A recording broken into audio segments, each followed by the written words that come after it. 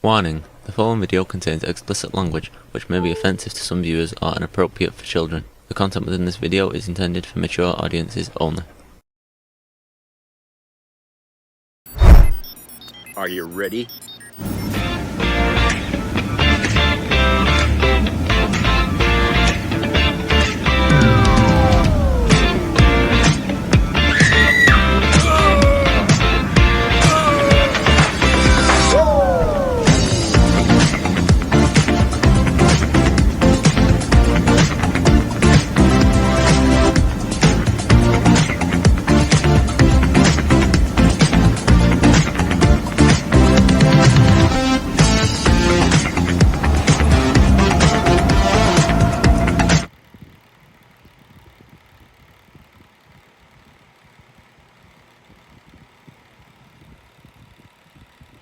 Hey everybody, it's Jeff.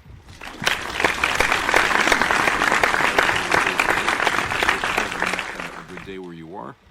We were having a good day here until about 3 o'clock this afternoon, and then the goddamn clouds came in and just now it's as gray as can be out there, and we're probably going to get rain. But you know, tomorrow they said it's supposed to be 62 degrees and rain, and I'm like, you know, what the hell? Is this a prelude here of what our summer's going to be? We're going to have a rainy summer or something. I don't know. I shudder to think that that's what's going to happen here. So anyway, I got a couple videos. This first one comes from the Humanist Report, and going to be talking about how people in China are on TikTok schooling people over here in the States, especially MAGA. And you know, I guess a lot of MAGAs are not happy with these people saying what they're saying, but the truth is truth, and they don't like it. So let's go to this video, see what they're saying, and we'll come back and discuss that. Hello from China. Let me show you the United States products in my home. Nothing. Do you have something from China in your home? Americans, you don't need a tariff. You need a revolution.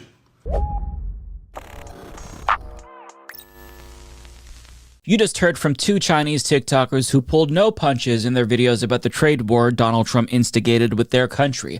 And some of the comments that they made in those videos triggered a back and forth between them and some Trump supporters. And to say that they ended up schooling Trump supporters would be an understatement. They mopped the floor with them and gave them one of the most brutal reality checks I have ever seen in my entire life. And I've got to say, as an American, it is sad that so many Americans seemingly don't know as much about America as people who live outside of the country. Nonetheless, somebody's got to educate them, and since they're clearly not listening to any of us within the country, maybe some of these MAGA dipshits will listen to somebody with an outside perspective. They won't, but one can dream, right? Now, the main topic in question, obviously, is the tariffs. And at the time that I record this video, the percentage being imposed on China is now up to 245%. But I mean, by the time most of you see this video, it'll either be lower or higher depending on Trump's mood. But now China is giving Trump a taste of his own medicine, with officials telling reporters that they're not open to negotiations with America until the Trump administration shows some respect. And China knows that they're the ones with all of the leverage because we buy more from them than they buy from us. And even though Chinese workers who manufacture products for American companies are going to be at risk of losing their jobs, overall, China knows that we have more to lose than them. And right now, they're beating Trump at his own game. President Xi is striking deals with Malaysia and Vietnam, as well as other countries, by presenting themselves as a more stable and certain trading partner, unlike the United States.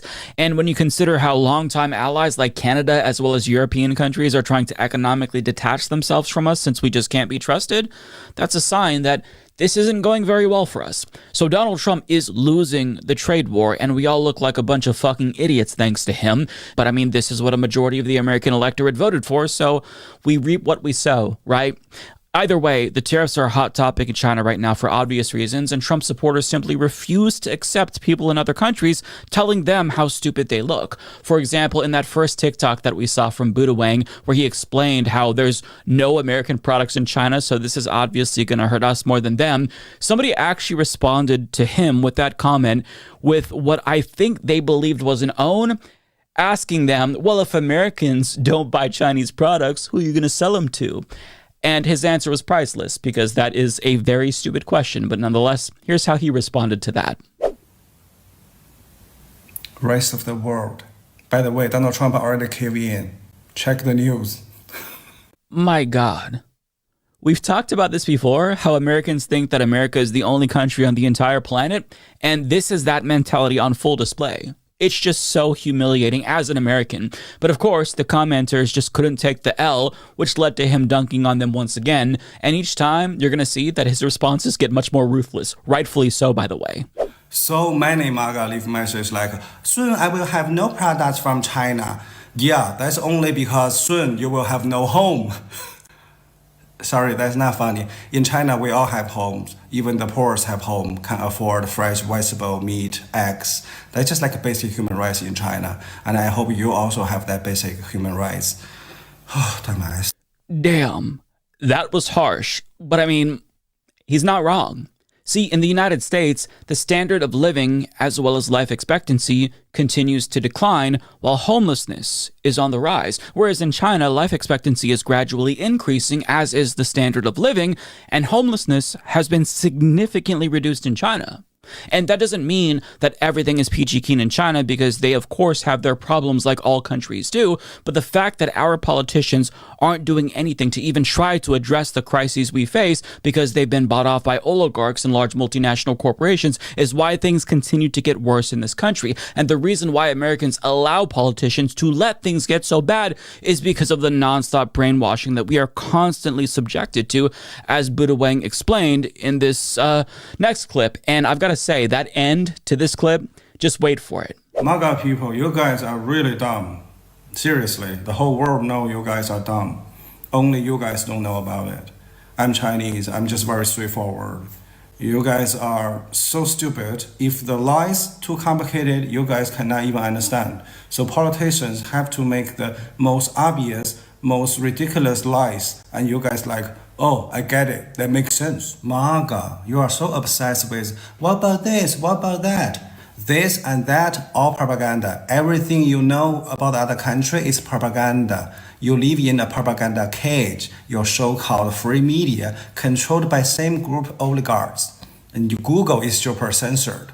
Okay, I'm not saying I'm free. Nobody is totally free. We all working class. Somebody manipulating us. But yours, doing you so hard, oh my God, hurts. Buy some lube from China. My God. Let's run that back one more time so people in the back can hear what he said. Buy some lube from China. Goddamn. How do you respond to that? How do you keep arguing with somebody who very clearly has the upper hand and who's much more intelligent than you? Just give up. But I mean, if you go through his TikTok feed, he continues to argue with Trump supporters because to him, it's easy. He just swats them aside. They come up with some dumbass argument and he dismisses it. Sometimes he's nicer. Other times he checks them. He claps those cheeks. It's entertaining, but at the same time sad as an American because we continuously display our stupidity to people around the world and we think that we're so cute and smart, but we look like fucking idiots and we don't realize how the rest of the world sees us. I wish that Americans had more self-awareness, but we don't. Now, that wasn't the only time that Buddha Wang dropped a truth bomb on the MAGA chuds who weren't only wrong, but racist towards him, as you're going to see, because, you know, he's the one that keeps getting the last laugh. Literally, in this video, he got the last laugh. MAGA, the Federal Reserve using dollar to exploit people all around the world. And you didn't get the benefits. You pay tax and the tax money go to war. Why you sound so proud of it? I love this guy. What a king. But he's not the only Chinese TikToker who's trying to give Trump supporters a wake-up call. A Chinese man from Wuhan named Neil Zhu, who now lives in Canada, gave one of the most concise breakdowns about everything wrong with the American political system that I have ever seen. And he doesn't specifically address Trump in this video, although indirectly he's talking about Trump because he addresses the tariffs. But what he says here provokes Trump supporters for obvious reasons, which he responds to. And I'll show you his response. But first, just listen to this impeccable breakdown from him. They rob you blind and you thank them for it. That's a tragedy. That's a scam. That's why I'm saying this right now. Americans, you don't need a tariff. You need a revolution. For decades, your government and oligarchs won't ship your job to China. Not for diplomacy, not for peace, but to exploit cheap laborers. And in the process, they hollowed out your middle class, crushed your working class, and told you to be proud while they sold your future for profit. And yes, China made money, but we used it to build roads, lift millions out of poverty, fund healthcare, raise living standard. We reinvested in our people. My family also benefited from it. What did your oligarchs do? They bought yachts, private jets, mansions with golf course driveways. They manipulate the market, dodged tax, and poured billions into endless wars. And you get stagnant wages, crippling healthcare cost, cheap dopamine, debt, and flagged wave poverty made in China while they pick your pocket.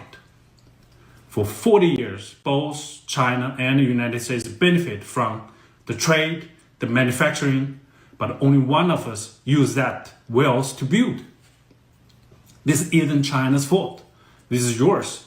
You let this happen. You let the oligarchs feed you lies while they made you fat, poor, and addicted. Now they blame China for mess they made. I don't think so. I don't think you need another tariff. You need to wake up. You need to take your country back. I think you need a revolution. It is astonishing to me that this isn't obvious to more people. As he said, oligarchs robbed us blind, and we thank them for it. It's so sad, but unfortunately, it's true.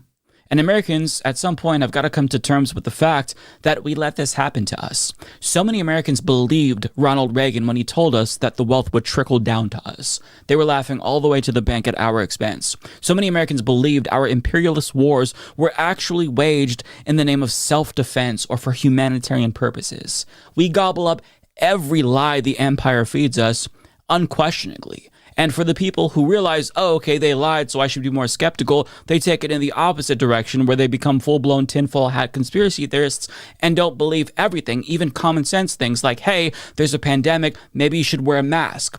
We are living in George Orwell's nightmare, and it's gotten so bad that Americans basically live in two different realities. I don't know how else to describe it, right? There's the real world, and then there's the fake world. In the real world, Donald Trump lost the 2020 election, and the Supreme Court sided against him in a 9-0 decision recently. But in the la-la land that Trump supporters are trying to force the rest of us to live in, Trump won the 2020 election, and the Supreme Court sided with him in the same 9-0 decision. I mean, we make it easy for the oligarchs to rob us blind. Many of us open our wallets and let them rob us, all because we feel like we're temporarily embarrassed millionaires or something and expect ourselves to be in their shoes one day when, again, that's another piece of bullshit they fed to us. The American dream. As George Carlin put it, you have to be asleep to believe it. That's why they call it the American dream. Now, a lot of this is inevitable, to be fair to us, under a capitalist system. This is what late-stage capitalism looks like. But in all fairness, most other countries are also capitalist, and it's not as bad for them as it is for us. It doesn't have to be this bad. We don't even have healthcare, for fuck's sake. The last time there was a real push for Medicare for all during the 2020 Democratic Party primaries, Democratic presidential contenders were actually trying to convince voters that we love the private health insurance that we hate with a burning passion. I mean, this is why Neil thinks that we need a revolution, because him and every other outsider can see that our system very clearly isn't able to meet the most basic needs for Americans. But, I mean, some of Trump's supporters saw his TikTok and chimed in and told Neil, oh, well, actually, America did just have a revolution by electing Donald Trump. And he then proceeded to explain to them that Donald Trump is a con man, not a revolutionary. He's not your revolution. I think he's still a real estate developer. If there's one thing I know about real estate developer, is that they love money. They love people who have money. And they love being around power. Let me ask you, why would someone like that work for you? You don't have the money. You don't have the power. All you had was one vote, and you already gave it to him. The vote became his stepping stone. He used it to accumulate the ultimate power. You see how he moves. His name everywhere, hotels, golf courses, restaurants, even possibly on legislations in the future. His face is on flags, t-shirts, truck, like a brand. He works like a real estate agent.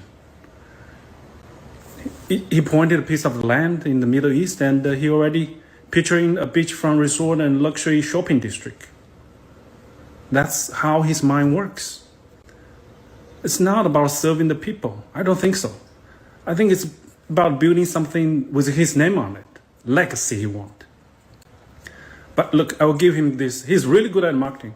He knows how to sell the images. He made you believe that he's one of you. He was going to fight for you. He's gonna shake the system to its core. But in the end, I think he's just gonna do what benefits him and the people in his inner circle. I get it. You voted for him because you want some change. You want someone to take down the deep states. You want a revolution. You want a real change. But all you got was a different face on the same machine. A new pen job on the same old system. Because at the end of the day, it's not about left and right. It's not about left and right. It's about which oligarchs they are working for. That is undeniably true. And what's interesting is that this is not somebody who is particularly left-leaning or liberal. In fact, he admits in a different TikTok that he actually leans conservative on a lot of issues, and to me, he comes off as a libertarian who's more socially liberal yet fiscally conservative. And to him, his issue with the United States is that the control lies almost exclusively with large multinational corporations and not the people, which is why things are so bad, which is why he says that it's not about left-right, because he views that as more of a distraction, especially because we're all losing to the oligarchs, both on the left and the right. And he elaborated on this more in a different video and compared it to the way that it works in China, which I found interesting. And he says that the reason why things are on the up and up there and they're not here is because of who has all the power. And he explains the lowest common denominator is the large multinational corporations. I can see the difference. In China, the government has a grip on the corporations. Well, they follow the Chinese rule. But in the States, it seems the corporation controls the government. The lobbyist controls the senator and the Congress.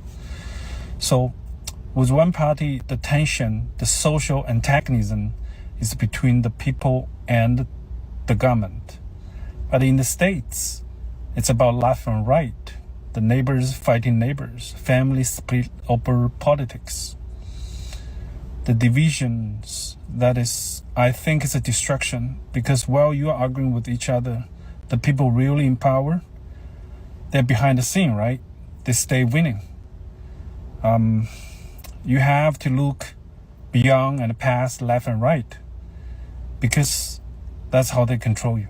Now, what he said there was interesting to me, but I don't necessarily agree entirely. The left-right dynamic, as it relates in the United States, really is about competing visions for the future. So I think it does matter. I don't think that it's a non-issue, even though I understand the point that he's making. But the reason why I think it matters is because, you know, as a leftist, I want us to be an empathetic country where everyone has healthcare and housing and a job and the freedom to express themselves. Whereas the right, they oppose all of those things and they want to restrict freedom and they want to take us back to a time when white men were at the tippy top of the social hierarchy and everyone else was on the bottom or just an afterthought. Now, with that being said, his overarching point is that our ideological disagreements are effectively a distraction because they are meaningless in this climate. They're useful to the oligarchs because while we're fighting each other, oligarchs are robbing us blind. And I get that point. He's right about that. But there's a reason why capitalism always devolves into fascism. It's because as things get worse, fascism becomes a useful tool for reinforcing that capitalist system that's dying. The scapegoating of marginalized groups and immigrants and whatnot becomes more of a necessity to elites because they don't want people to become class conscious and start pointing the finger at them. So that's why fascists begin to target socialists and communists as they're doing now, because those people are the ones that pose the biggest threat to the capital class. They're the ones who are trying to shake people out of the trance that they're in so they wake up and realize that they're focused on the wrong 1%, as Laverne Cox. But I want to talk about one last Chinese TikToker who gives us a summary of how the entire country right now feels about the trade war. We don't care. China's been here for 5,000 years. Most of the time, there was no United States. And if the United States wants to bully China, we will just deal with the situation without the United States. This is said by a Chinese representative, and his reply has won the hearts of millions of Chinese people. It shows how many Chinese people feel about those tariffs. We won't back down. We won't kiss Trump's ass, as he says. Kissing my ass. But as an ordinary Chinese, how do I feel? I hate war of any kinds. The future is uncertain now, and that scares me. Because in the end, wars like this don't have winners, just everyday people paying the price. I read about some American small business owners who just ordered lots of goods from China, now panicking and feeling helpless over 145% of tariffs. I've got friends here in China who will lose their jobs tomorrow because their companies are many doing business with Americans. Everything is happening so fast. People don't even have time to react. It breaks my heart. Ordinary people just trying to get by shouldn't suffer because of this politics. And to the Americans, my anger isn't with you. I don't want wars between us.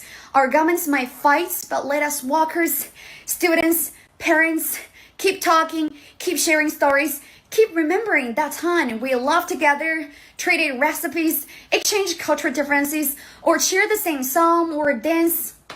Bye-bye, see you next time. I absolutely adore her, and I appreciate how mindful she is of the common struggle workers around the world have. And if Trump thought that these tariffs were going to weaken China, I think that her TikTok demonstrates that it only made them stronger, not just internationally with other countries coming to them for trade, but domestically as millions of Chinese citizens rally around their country because they feel like they're being unfairly attacked by the Trump administration and they don't appreciate the way that Trump and his cronies denigrate China. And on that note, she did respond to some comments that JD Vance made about Chinese peasants, and I want to leave you with her video because it provides us with some much needed levity, which is appreciated during uncertain times like this. So without further ado, here's her funny yet wholesome response to JD Vance. And I think that this is a microcosm of how a lot of Chinese citizens think of our dumbass politicians. They think that they're silly and to be made fun of. So here you go. We borrow money from Chinese peasants to buy the things those Chinese peasants manufacture. That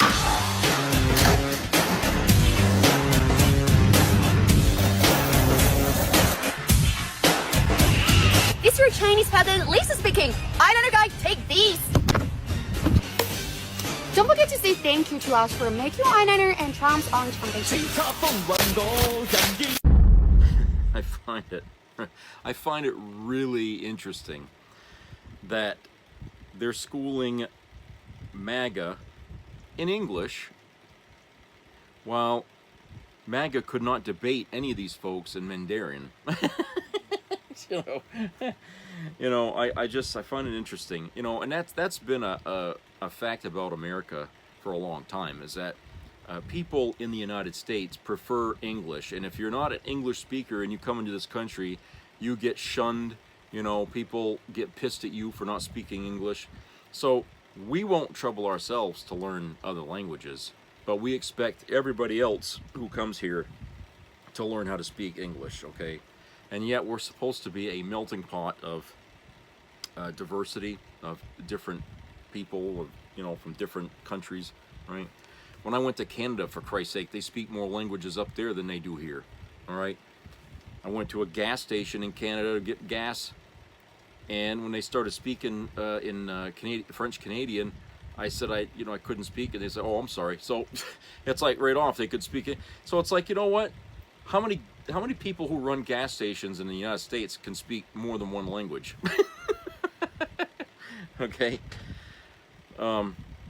But yeah, I mean, what they're saying here isn't false, okay? It's all fact. There's not a damn thing that they're saying that MAGA can disagree with. And I'm not even sure how MAGA can even get mad, except the fact that, oh, you all live in another country. You don't know what it's like to be in America. Okay, that's basically it. It's just a bunch of nonsense, is what they would throw back at any of these people from China.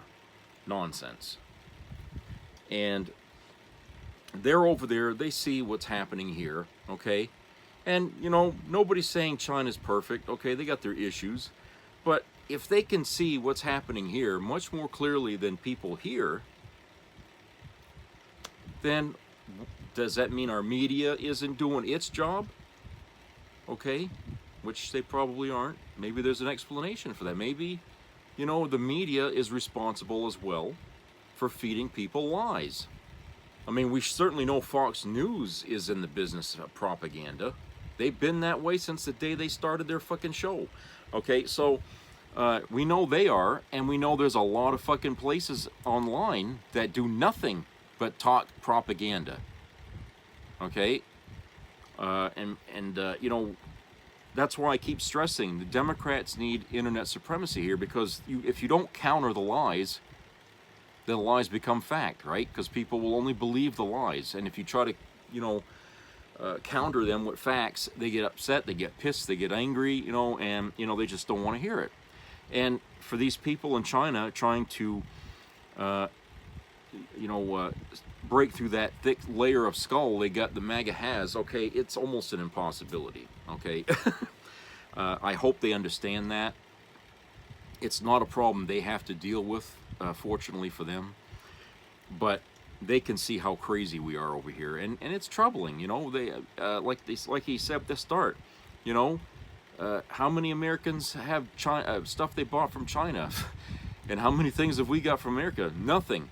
Well, it's because America makes nothing, and yet people are sitting here saying we got a trade deficit with China. It's like, do you know why we have a trade deficit with China? When's the last time this country produced anything? Anything that they would want? Okay, what do we make that China buys? Very little.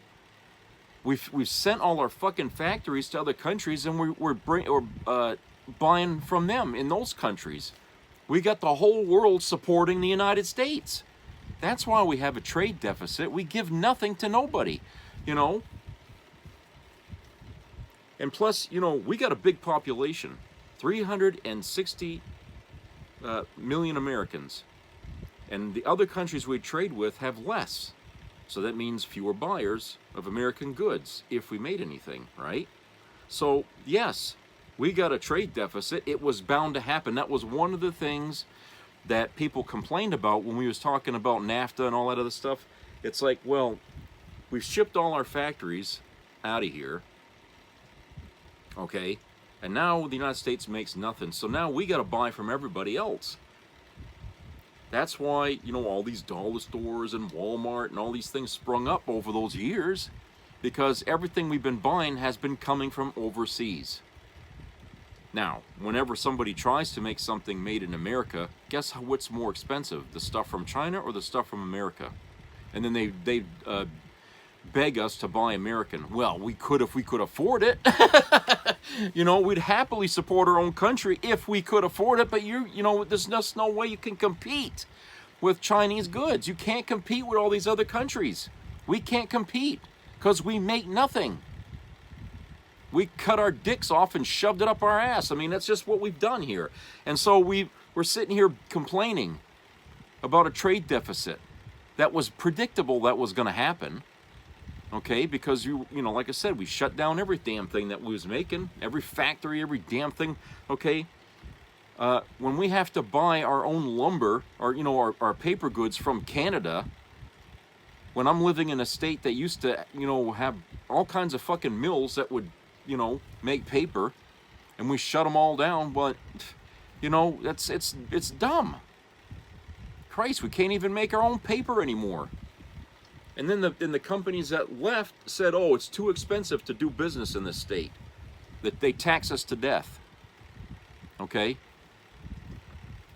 So you see, we cut the balls out from under goddamn our industry in this country. I bet a lot of states out there, a lot of states in the United States have probably suffered exactly the same fate as Maine. Okay, they once had big production of something, and now it's gone, or very little. And nobody's buying from us.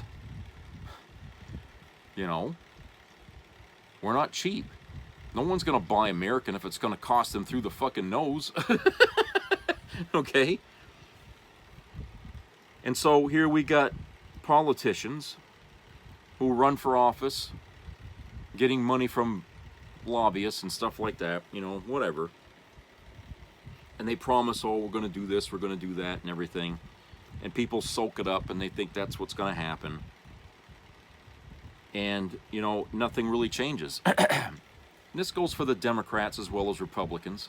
Okay, I ain't going to be completely one-sided here. All right? I mean, Joe Biden done much to get things going in this country. He could, you know, I know he wanted to make more industry in this country, but 4 years is very little time to be able to accomplish that. So he was hoping maybe Kamala would continue that, which she probably would have. But now Trump gets in there and he's doing exactly the opposite of what we need. Okay? He's more focused on the stock market aspect of our economy and businesses, but he's not interested in starting factories or making jobs, and no Republican president ever did. Okay, if you look through history, you're going to find that Democrats created more fucking work in this country than Republicans ever did, way more. But you know, this is an issue here that's been plaguing this country for a long time, and we're not dealing with it in the right way. We still aren't dealing with it in the right way. So what we need are some radical thinkers here. And I say radical because since nobody's been thinking this way, somebody that does is considered radical.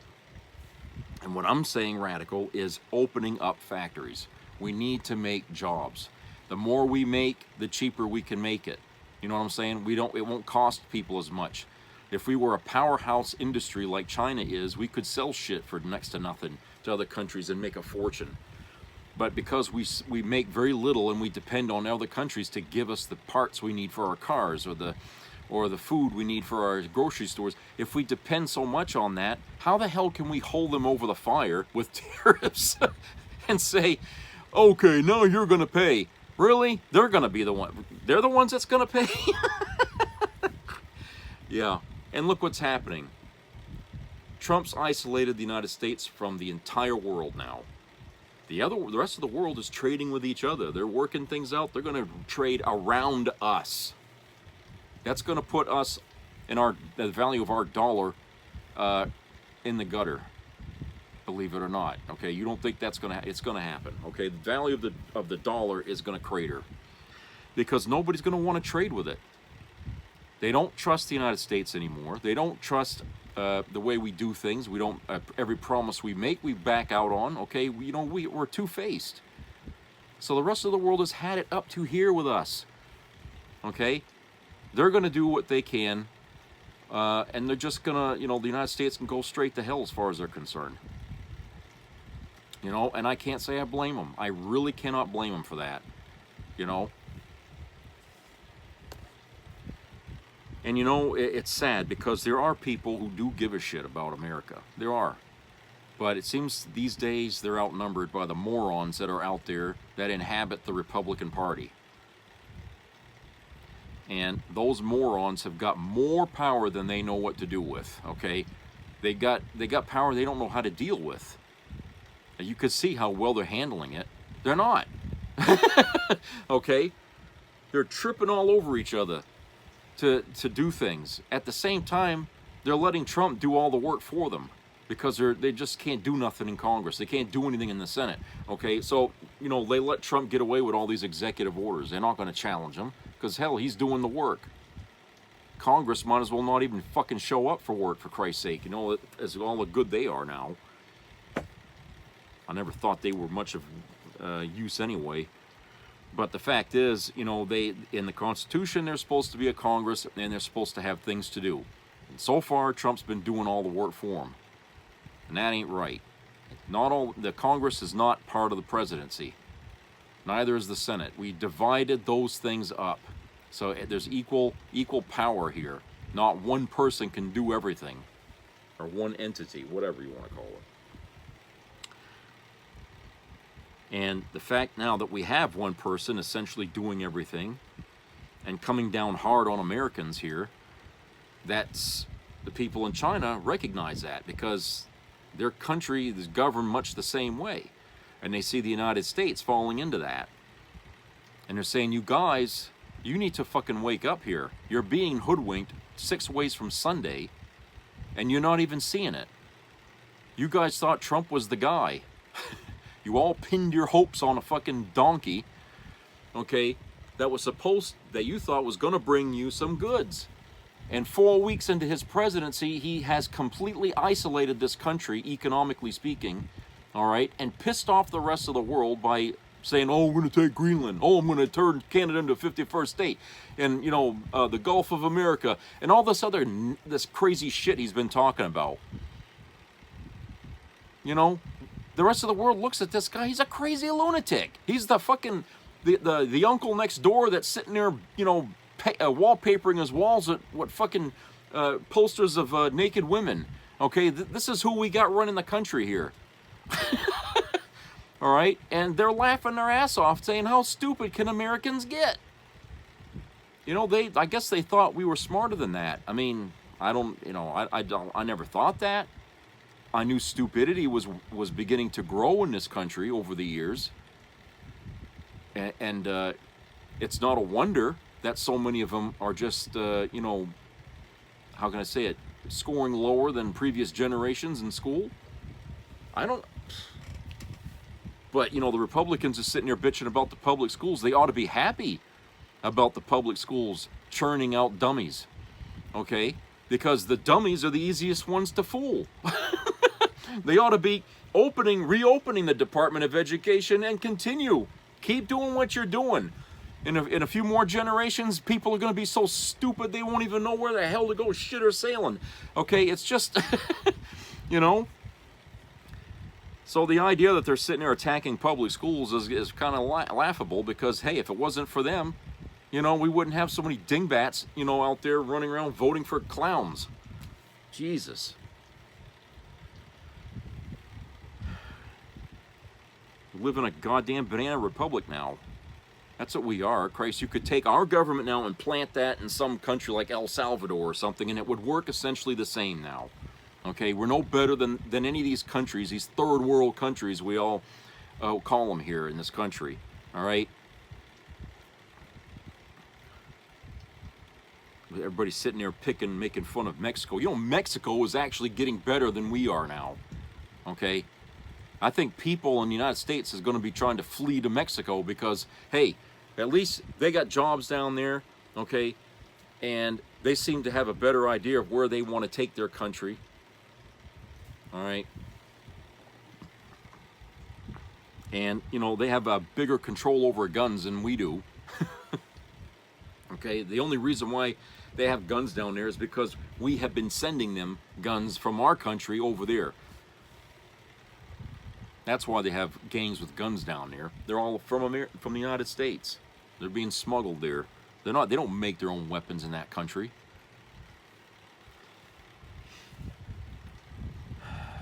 So, you know, there's a lot there to complain about with the United States, okay? And a lot of what you would think obvious problems with easy solutions are being made to be impossibilities. The problem is so big we can't fix it. And it's like, well, you're not even trying. You're not even trying. When somebody brings the issue up, you just shit on it. Or you distract us with bullcrap issues. Like trans people in the school. 2 people in the state of Maine that are trans, and the whole fucking country's going to war with the state of Maine. You want to talk about a distraction? There's your example of a distraction. They're up to something. This is just a distraction here to keep the news focused on that while they're cutting your balls out behind you, okay? They're going after other things more important than this trans issue. They love to distract with social issues. Okay, they love doing that. Trump loves doing that, but he ain't the only one that does that. Okay, you know, you got people, you know, like Marjorie Taylor Greene and all these other idiots that are doing the same copycat, you know, same thing. So, distraction is the name of the game when it comes to the Republicans. And outside of the United States, people just ain't falling for it. They know what Trump is doing. They see through it. And they're hoping the Americans in this country can see through it too. I hope that too. You know, it just seems like for right now, people are going to have to really suffer hard before they wake up. I mean, it's really going to have to get very bad in this country before the proper response to this administration is enacted. Okay, either through violence or through the system. I don't know how, but something will happen if Trump doesn't shift gears here and change the way he's doing things, but he won't. You know how stubborn he is. He's going to hang himself one way or the other. It's up to us to make sure we're there to pull the cord. You know, All right, let's go to a commercial break, and we'll be back.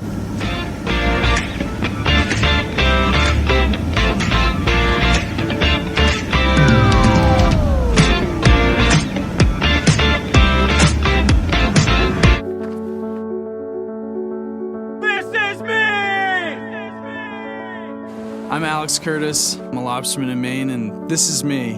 I'm Roxy Sugar, and this is me. I'm Eric Hopkins. I'm an artist, and this is me. This is me. Me. This is me. This is me.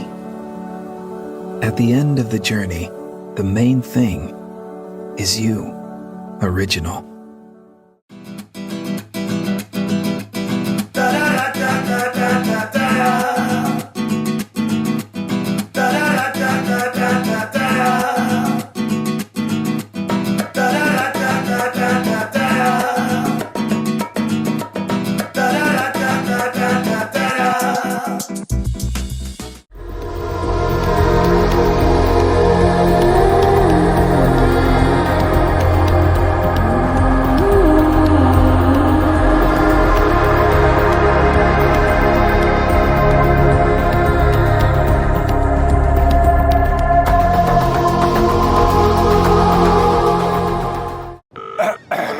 You listen to me, you radical red terror. You've been ripping off the United States for so long with your low-cost workers, surveillance of our children, and your duty-free shipping. And so I, as soon as I'm president, will impose on you a tariff of 100%. Ho, ho, ho, ho, ho! Who does this think he is? Donald, I assume those tariffs will not go into effect before I send you the 6 flat screens that you've ordered for the Oval Office, and the, what's that? Yes, the 10,000 crates of MAGA 47 hats for the inauguration, right? All right, look, let me call you back in February. How's that sound? Public version.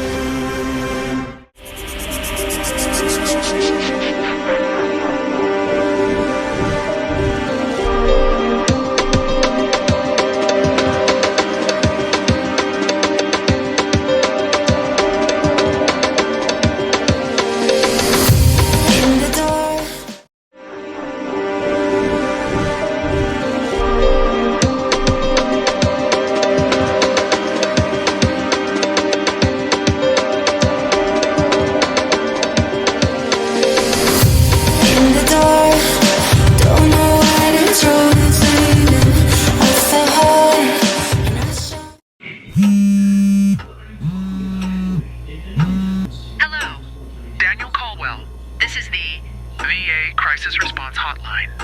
We're calling to inform you that your emergency request for in-person counseling for PTSD has been denied. To stop fraud, waste, and abuse, these services will be replaced by VetCare AI, powered by Grok, an X company. President Trump and Doge Chairman Musk, thank you for your service and being part of our efforts to eliminate waste. Have a nice day. Press 1 to repeat this message. Press 2 to return to main menu. Press 3 to leave a message, and an AI operator will call you back if your problem is deemed unwasteful. Goodbye.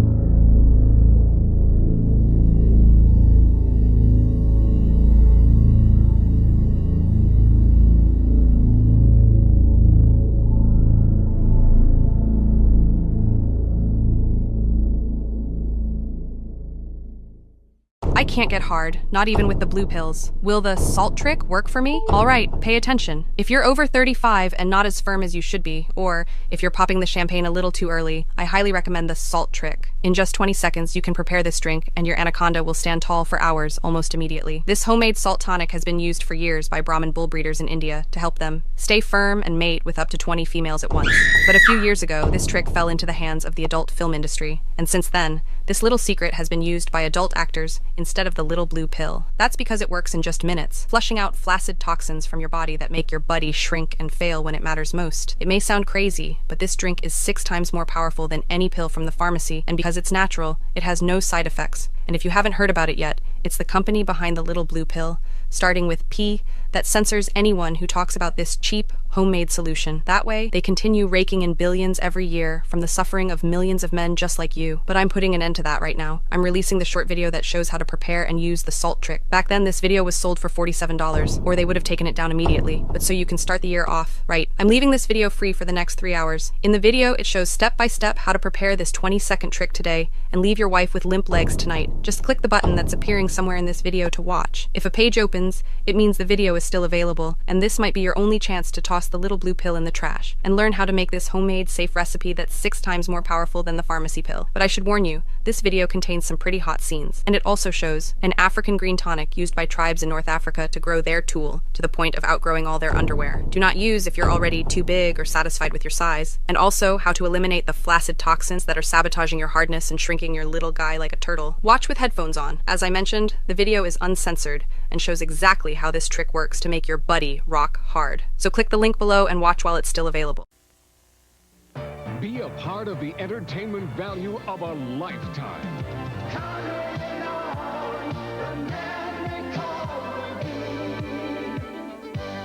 I loved it. It was the best performance I've seen in a lifetime. I loved the show. I liked it very much. He's a very entertaining man. It's well worth the money. Now appearing in Charlottetown, coming to Halifax November 6th to the 18th, and St. John November 20th through the 26th.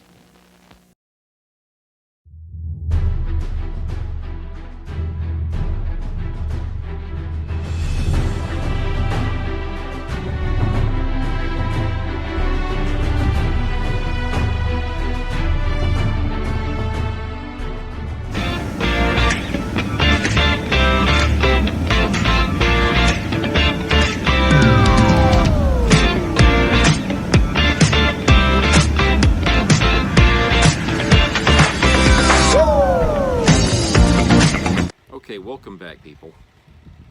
Alright, this next video here comes from iHip, and they're going to be talking about how Elon is in exile, for the lack of a better explanation, and he gets pissed off online, and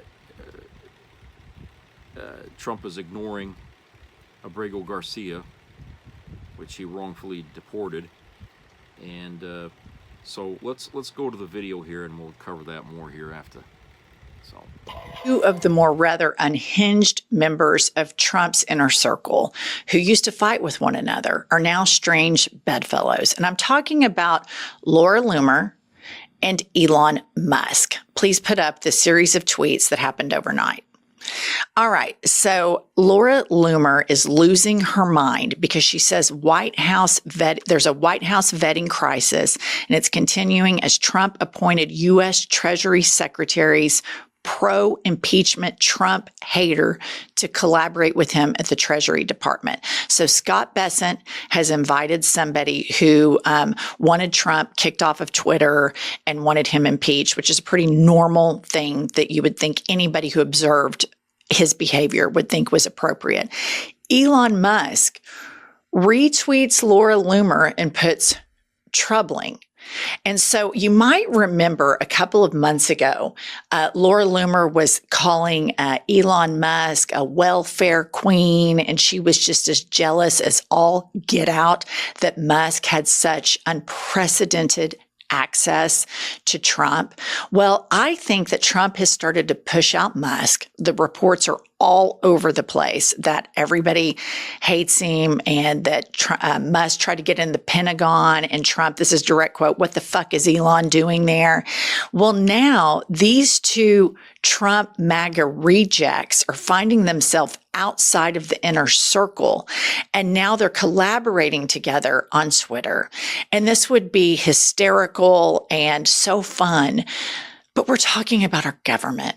We're talking about the United States of America, and we elected a convicted felon who hangs out with these flea bags total bottom feeders like Laura Loomer and Elon Musk, and they are so bad that even the psychopaths that remain inside the Trump administration have cast them aside.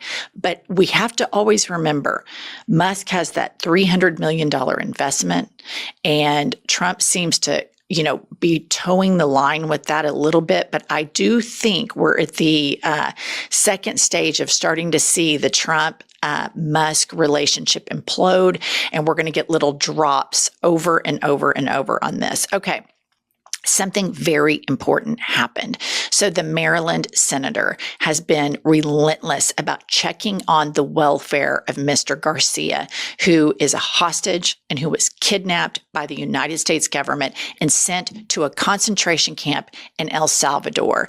The dictator of El Salvador and Trump acted like total psychopaths in the Oval Office and acted like there was nothing they could do about it.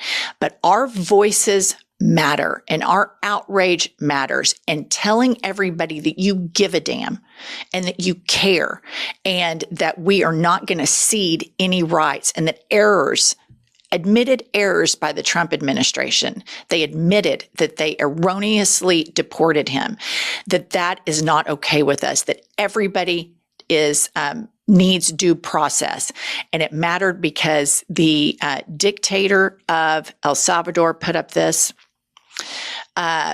Bukele, and this is just what a prick this guy is. Kilmar Abrego Garcia, miraculously risen from the death camps and, quote, torture, now sipping margaritas with Senator Van Hollen in the tropical paradise of El Salvador. What's important there to see is below you see the images that Garcia is alive, because I myself was curious, why aren't they allowing the senator to see him? But the senator stayed, he remained, and our voices are penetrating. The Supreme Court decision is still there hovering, and we cannot cede. They're putting out all of this propaganda regarding Garcia, and that brings me to my next point here. Hassan Piker, please put up this tweet. Hassan Piker has pointed out, Charlie Kirk tweeted, "You guys really love fighting for wife-beating illegal alien gang members. This is a lie. This is the right-wing media propaganda." And Hassan takes Charlie Kirk toe-to-toe and says, number one, his wife is demanding his return and said they amicably resolved their marital issues years ago. Number two, this is your administration's Secretary of Defense. He contributed more to society, so that now we're back talking about Garcia. Garcia contributed more to society as a smart TD union apprentice in one workday than you will ever in a lifetime. Pete Hegseth settled a sexual assault accusation for $50,000. Pete Hegseth is an untreated alcoholic, and these criminals in the Trump regime want to disparage a man who did manual labor, who joined a union, who, yeah, he had marital problems. Who the fuck hasn't? But these hypocrites that apply rules to everybody else, with the exception of people inside the Trump administration. Here's what's so maddening about talking about all of this right now is you hear the right saying, oh, he's a criminal. Oh, he's this. Oh, he's that. I want to be like, so is the fucking president of the United States. It's just this barrage of gaslighting and hypocrisy and double standards that's exhausting for all of us to follow, for all of us to talk about. But we have no choice. We cannot turn a blind eye to this and let these egregious human rights violations go unchecked. We have to fight for everything that still remains, because they will keep moving the goalposts and keep moving the goalposts until there's no more fuckery to be had. All right, next up, we have, of course, the MAGA Republicans who talk about children all the time, who think that drag queens and trans people are the biggest threat to kids because they love the kids so much. MAGA Republicans, all the women with their, Christian crosses, just everything's about the children. It's bullshit. It's always been bullshit. Put up this headline. Trump's next budget cuts take aim at poor toddlers. And this is absolutely heartless. In the Department of Health and Human Services next budget, Trump plans to eliminate Head Start. Head Start is the long-running initiative that provides toddlers from low-income families with education and health services.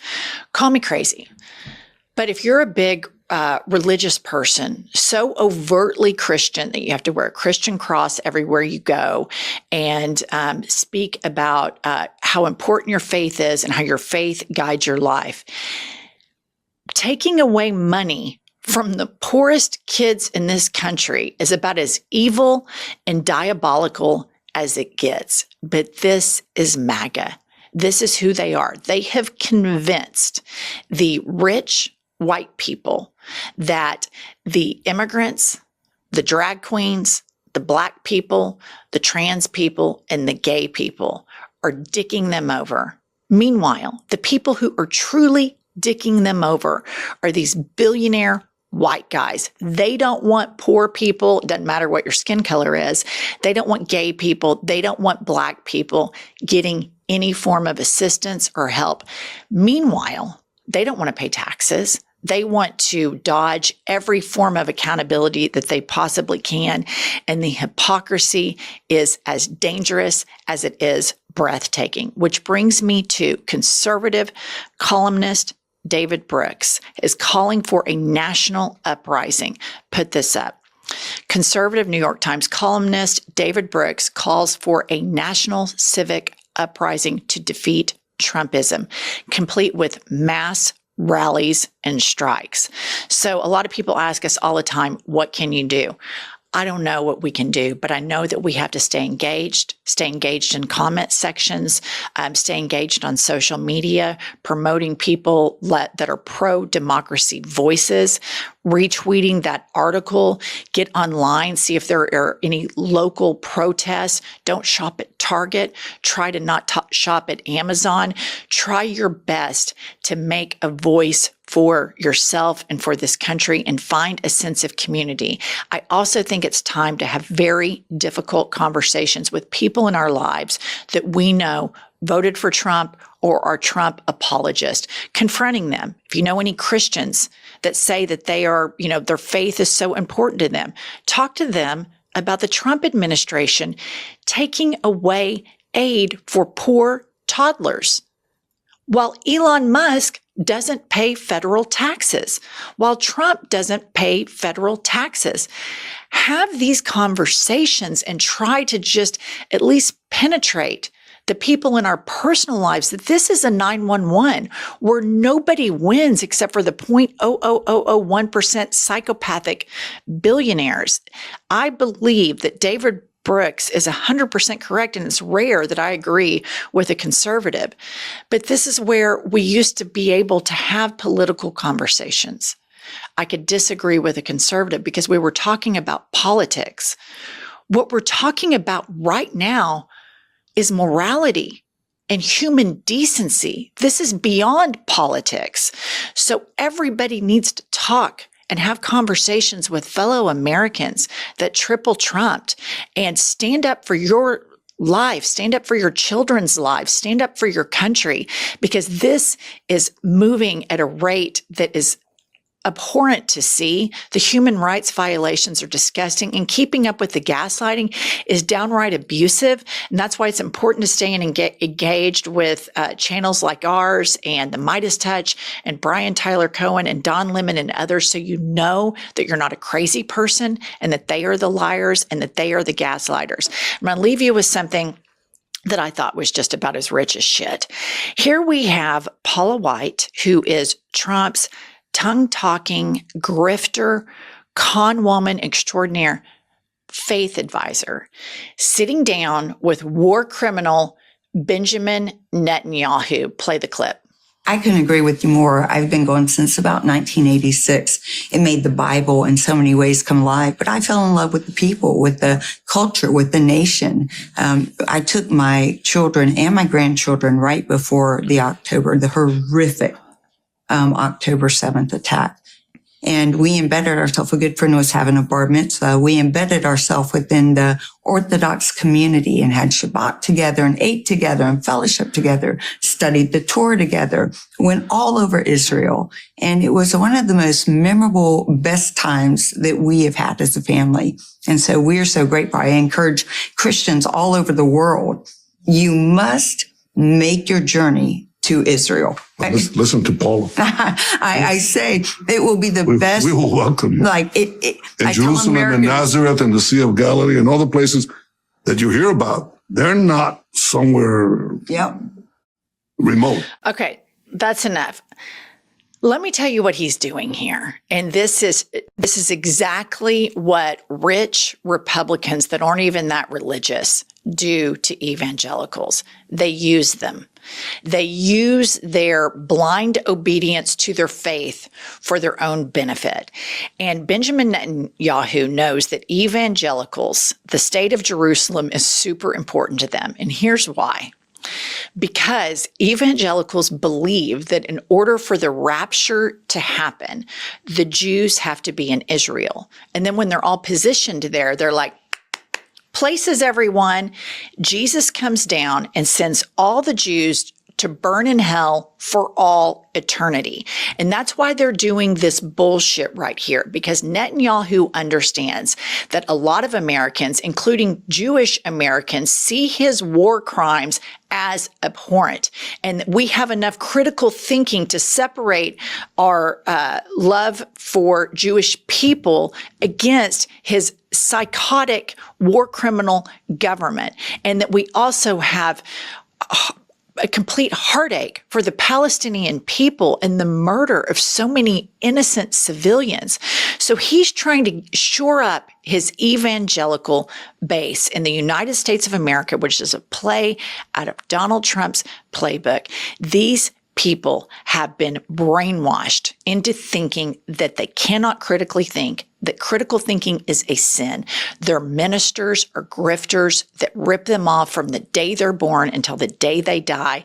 Trump's jumped in on that, and now Netanyahu is jumping in on that. And it's just absolutely disgraceful. And I just always like to keep my eye on evangelical fuckery because, in my opinion, living in the Bible Belt, it's at the core of what helped birth Trumpism, and it is a cancer in this country. And so we need to keep our eyes on all of this. We need to form our own communities. We need to fight like hell. Please subscribe to our channel, like this post, engage. We're trying to get to 1 million, and we'll see you all later.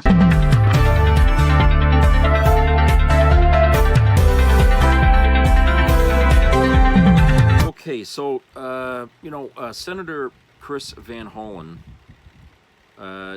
held a news conference after the Salvadoran officials agreed to let him meet with Albrego Garcia. So he's still alive at the time of this here, okay?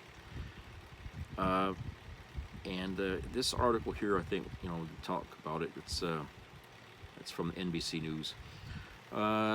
Senator Chris Van Hollen revealed new details about his meeting this week with Kilmar Albrego Garcia, including that he had been traumatized by his imprisonment in El Salvador. Van Hollen met with Albrego Garcia, a Maryland man who the Trump administration says was mistakenly deported last month on Thursday after his previous efforts to meet with him were denied by Salvadoran officials. Maryland senator held a news conference at Washington Dulles International Airport on Friday upon his return from El Salvador, where he told reporters that he met with Garcia for more than 30 minutes and informed him of the national attention on his case, which the senator said Albrego Garcia was unaware of. Quote, his conversation with me was the first communication he'd had with anybody outside of prison since he was abducted, Van Hollen said. He said he felt very sad about being in a prison because he had not committed any crimes. Van Hollen told reporters that Albrego Garcia has experienced trauma and framed his deportation as an illegal abduction. Van Hollen said Albrego Garcia told him he was okay and had been able to see a doctor for a blood pressure condition. The senator said Abrego Garcia told him he was no longer being housed at CCOT, a terrorism confinement center, and had been transferred more than a week ago to another detention center in Santa Ana, El Salvador, where the conditions are better. You know why, don't you? Quote, but he said despite the better conditions, he still has no access to any news from the outside world and no ability to communicate with anybody in the outside world, unquote, Van Hollen said. Abrego Garcia told Van Hollen that thinking of members of his family, quote, gave him the strength to persevere, unquote, the senator said, adding that the Maryland man spoke several times about his 5-year-old son who has autism and was in the car with him when he was detained, the senator said. Van Hollen was joined at his news conference by Abrego Garcia's wife, mother, and brother, who he said had been desperate to learn if Abrego Garcia was still alive. Images of Van Hollen's meeting with Abrego Garcia on Thursday were first shared by Salvadoran President Nayib Bukele, who appeared to downplay concerns about Abrego Garcia's confinement in a social media post asserting he was, quote, sipping margaritas with Senator Van Hollen in the tropical paradise of El Salvador, unquote. Fucking another prick. Van Hollen on Friday denied that any alcoholic beverages were consumed during the meeting and suggested Bukele's post was an attempt to, quote-unquote, set up Abrego Garcia and him. The senator said Bukele's aide brought 2 glasses that, quote, looked like margaritas, unquote, to the table where he and Abrego Garcia were meeting and insisted on having the encounter filmed on video camera. Quote, they actually wanted to have the meeting by the side of the pool, unquote, Van Hollen said. Quote, this is a guy who's been in secret. This is a guy who's been detained. They want to create this appearance that life was just lovely for Kilmar, which of course is a big lie, unquote. Representatives for the El Salvador embassy in Washington did not immediately return a request for comment on Friday. Van Hollen told reporters he believes Bukele's decision to allow him to meet with Abrego Garcia after previously denying his request was due to public pressure. Quote, they were feeling the pressure because while I was in El Salvador, we had 2 major press conferences that included the local press who reported on this, unquote. Bukele said Thursday after Van Hollen's meeting that Abrego Garcia will remain in El Salvador's custody, quote, now that he's been confirmed healthy, unquote. Van Hollen's support for Abrego Garcia has drawn the ire of the White House, which has framed the senator's advocacy as being at direct odds with the president's plans to swiftly remove those who he characterizes as violent, undocumented immigrants from the country. In a Truth Social post Friday morning, Trump said Van Hollen, quote, looked like a fool yesterday standing in El Salvador, unquote, calling him a, quote-unquote, grandstander. What a prick. The White House maintained in a social media post Friday that Abrego Garcia would not be allowed to re-enter the country. White House Press Secretary Caroline Leavitt said Wednesday that should Abrego Garcia manage to return to the United States, he will immediately be deported. The Trump administration has asserted that Abrego Garcia is a member of MS-13, despite the Salvadoran native having no criminal record in the United States or El Salvador.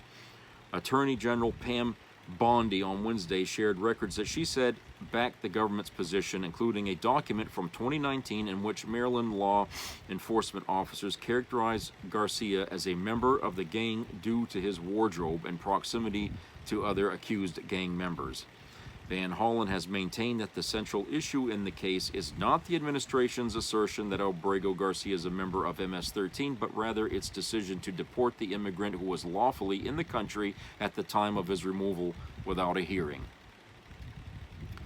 Quote, as the federal courts have said, we need to bring Garcia home to protect his constitutional rights to due process, unquote, Van Hollen said on Friday. Quote, it's also important that people understand this case is not just about one man.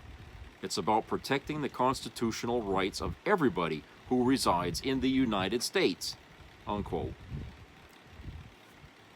If you deny the constitutional rights of one man, you threaten the constitutional rights and due process for everyone else in America, he added. The Maryland senator has called Trump's resistance to facilitating Garcia's return, despite a Supreme Court order directing the government to do so, an attempt to, quote-unquote, cover up the mistake of the deportation. Van Hollen has been among the most outspoken congressional advocates for Garcia, and was the first and only member of Congress to meet with him following his deportation. While Van Hollen has hinted at more trips to El Salvador by congressional Democrats, the party has been divided about how best to respond to Garcia's case. Some high-profile Democrats have opted to keep the focus on the economic backlash to Trump's sweeping tariffs, which polling suggests is much more of a political liability to the president than his ongoing efforts to deport immigrants. Okay, well, whatever. So, yeah, now we know he's still alive, and they moved him into a different place. And that's only probably because they knew that somebody was going to come and visit down there, and they didn't want anyone to see what was really going on at that other facility where he was originally, okay? And it probably means that they're going to use Garcia to shift the focus away from all the other people who are being detained illegally down there, okay, and just focus on him. And if by some way they manage to get him back in the States and they can't redeport him again, it'll be seen as a big victory, and nobody will care about the other people that are still down there. You know what I'm saying? They're going to use him in that way to shut everybody up. You know, sort of what do you call it? A sacrificial lamb or something like that, okay? That's what they're going to do. I think that's how it's going to play out. They're going to drag this out, of course, but they're going to make sure that he stays alive, because if it comes out he was killed or something, you know, then that's really going to look bad. But I think they probably will eventually bring him back, because if people in the United States do not shut up about it and they keep pressuring the White House there and Dingbat there to do something about it, okay, eventually they will. And then they'll figure, oh, we got our victory, and then that's it, the end. But in the meantime, over 200 more illegals are still down there detained. And more than half of them are, you know, not criminals, but they're still there. So we still have to keep pressuring to get these people back.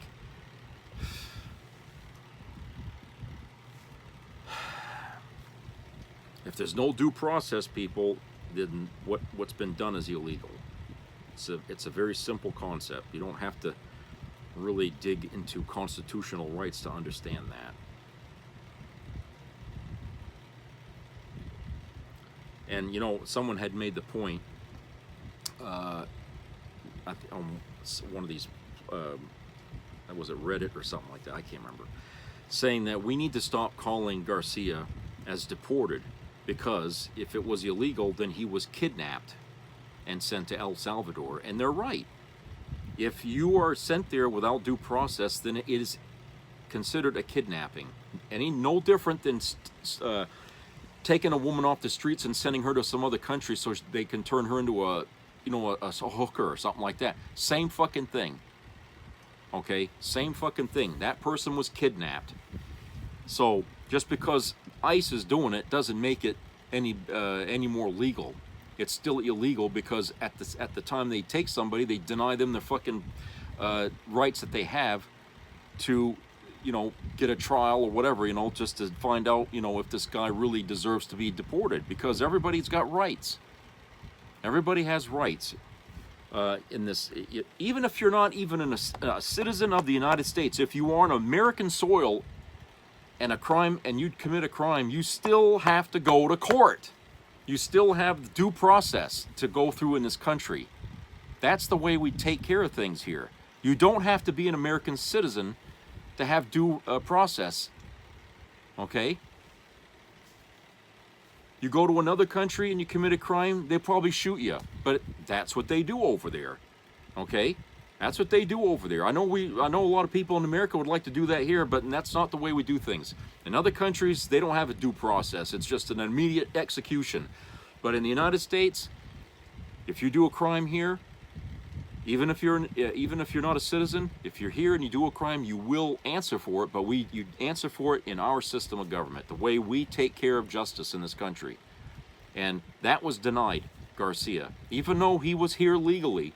He came here, okay, seeking asylum. He was being protected by the government. Well, he was here since 2019. So whether he was actually a green card holder or a citizen or not, the fact that he was being protected by our government means he was here legally. Okay, and no one has disputed that. People, even Sham Bondi has admitted that he was here since 2019. Okay, and he was here because he requested asylum in the United States. He was fleeing El Salvador. Okay, at the time. So, you know, like what I said, it's just he was here. He was legally here, and then he was kidnapped off the streets and sent back to El Salvador without any fucking hearing or a goddamn trial or anything. Okay, they just said, oh, he's an MS-13, okay? And they still haven't proved or shown any evidence, okay, that he's a criminal, and you won't see it unless they have a trial.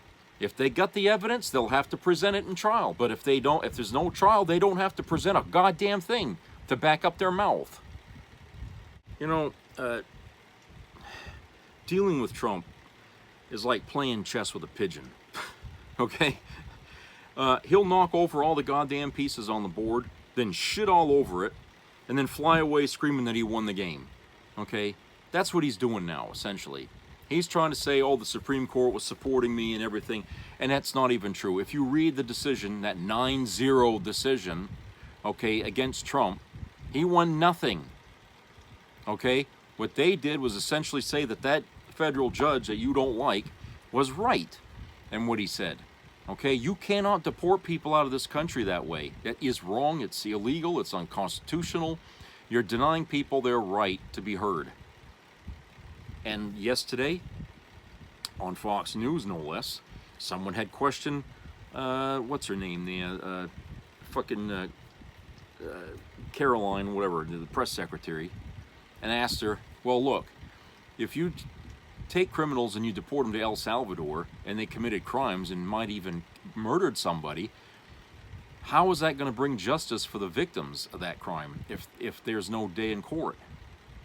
You know, for them, there's no closure to the crime because you denied an American, you know, their right to have justice. You know, she couldn't answer that. She couldn't fucking answer that. No, it's like, well, we do things different. It's like, oh, okay, fine. So if I'm speeding down the interstate at 100 miles an hour and I get pulled over, the cop wants to write me a ticket, I'll just say, no, I just do things different. You know, people, we ought to remember these little excuses that we hear from the Trump administrations for when we do something that isn't right. We have an answer to give to people because, hey, it seems like they're buying these stupid little answers. They seem to like, you know, when somebody says, oh, we do things different. So, hey, if it's okay for the highest people of status in our country to say shit like that and get away with it, then why can't I? You know?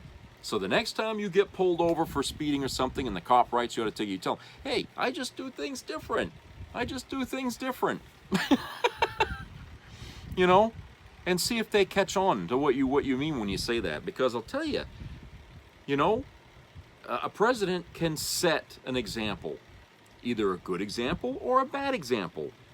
We got presidents who set good examples for our country, and under those presidents we achieved great things.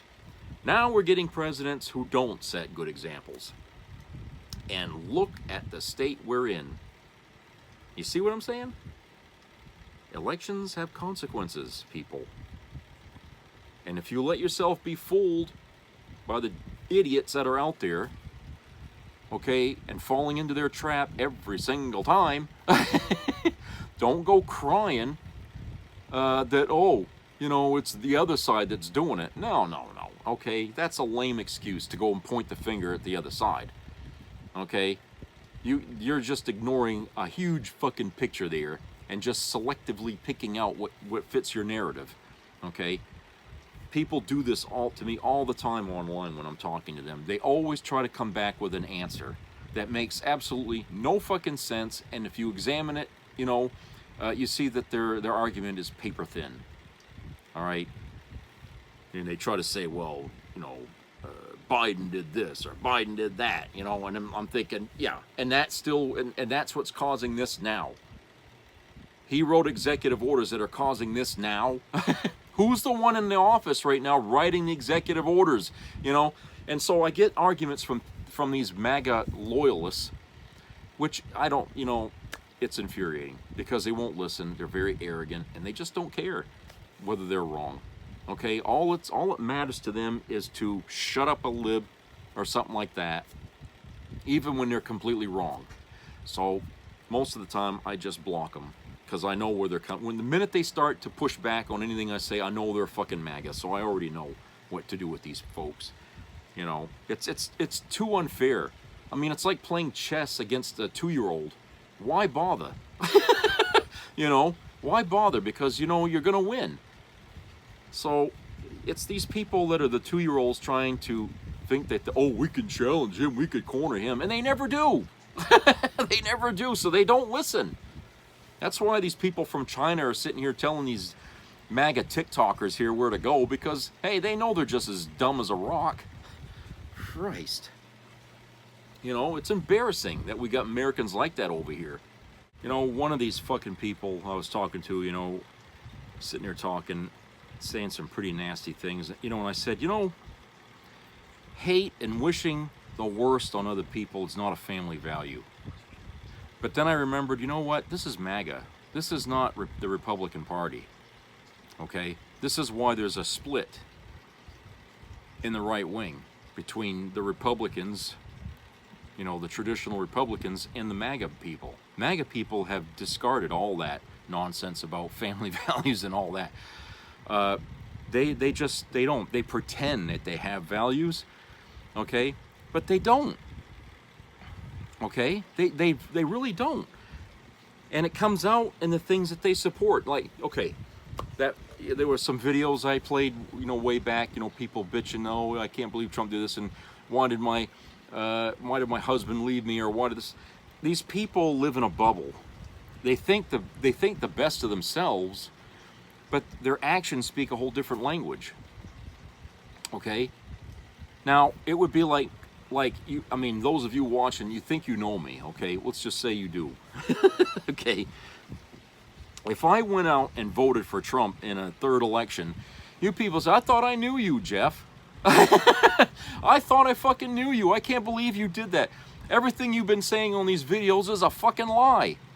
Okay? Because of what my vote would indicate the kind of person I am, because of what that person I voted for believes in. Now I'm saying I agree to it. Okay? And there are people right now who are doing that sort of thing to save their own ass. Okay? There are some people online who have their own little shows, and they are currently right now talking the opposite. Okay? Why they're doing this, I don't know. But for some reason now, they've started to turn. Okay? And so when people go around and they pretend that there's something and they're not, eventually it comes out. Eventually it comes out. And what's going on here is, like I said, you've got people who claim that they're family values, claim that they support veterans, they do this, they support all these good things, and then they turn around and vote for Trump. And you see what Trump's doing, and some of these people are still supporting him. I'm thinking, well, you guys ain't no fucking family values shit. You guys ain't pro-veteran. You guys ain't pro-American. You guys ain't pro-nothing that has anything to do with the United States. You guys are just hateful little bigots, every goddamn one of you. And the proof is you voted for one. You thought that it was good that he was going to deport illegals out of this country. You thought it was good that he was going to stick it to other countries with tariffs and kill our own goddamn economy. You thought it was good to lie about people eating cats and dogs just to make everybody hate Haitians. What does that make you into? Okay? Don't come to me and tell me that, oh, MAGA's this and great and all this and that. That's a fight you're not going to win. Okay? That is a fight you will lose, because you cannot provide any proof about where you stand on these things. You cannot. You just can't defend it. It's indefensible. It'd be like somebody saying, oh, Hitler did great things for the world. Oh, yeah, right, okay. Yeah. And that's why I say MAGA has no credibility. They got no intelligence. They cannot argue their case. They cannot defend their positions on a damn thing.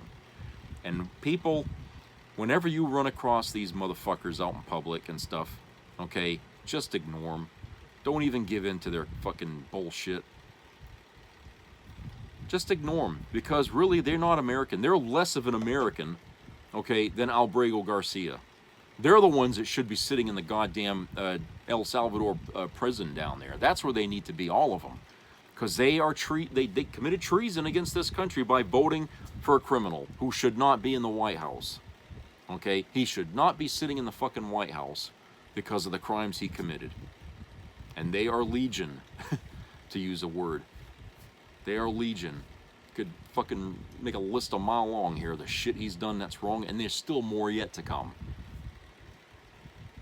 So, MAGA, you would be wise. The one smart thing you could do for yourself right now is not to wear those stupid hats or drive around with the flags and the bumper stickers, okay? I haven't seen that around here in quite a while, so I think a lot of people already got the message, but for those of you who haven't, you're putting yourself on the line here. You could be attacked, okay? You know these things are going on. People are going after Tesla because of Elon Musk. Well, they don't like Trump much better than him, okay? So, you know what? You know, if you're taking a risk, you put that hat on, you could lose it. Okay? I mean, it's just, it's a fact of life. I went through that yesterday about why that's the way it is in this country. So, don't be stupid. Don't wear that fucking hat. I'm telling you. Because when things get worse, people are going to look for someone to blame. And if they see a Trump supporter, that's as good as that person being Trump. And you know how bad it can get in this country when it comes to gun violence. Jesus Christ, we should learn something from that by now. All right, so that's it for today. I hope everybody has a great weekend. So subscribe, comment, and share. Keep your ears open for health-related issues. And treat each other well out there. Be a neighbor. You know, be supportive. We need more of that in this country because, frankly, getting ourselves removed from doing things like that has really done great harm to this country, because we don't think as a community anymore, where we think for ourselves and ourselves only, which I think makes a lot of us lousy parents too, if you think about it, because you know our kids see what we're doing and they imitate it. So anyway, just be better at things, and I will talk to you guys later. Take care.